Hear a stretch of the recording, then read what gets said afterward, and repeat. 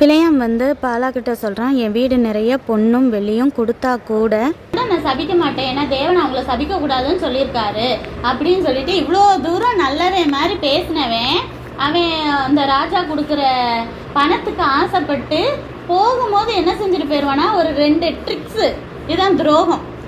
என்ன செய்வானா, 2 ட்ரிக்ஸ் சொல்லி கொடுத்துட்டு போவான். நீ அந்த ஜனங்களை அப்படி பாவம் செய்ய வை, பாவம் செஞ்சுட்டா தேவன் அவங்கள விட்டு தூரம் போயிடுவாரு, அப்போ நீ ஈஸியாக அவங்கள என்ன செஞ்சிடலாம், தேவனே அவங்கள அழிச்சிருவாருன்னு சொல்லிட்டு யார் இந்த இஸ்ரேல் ஜனங்களை.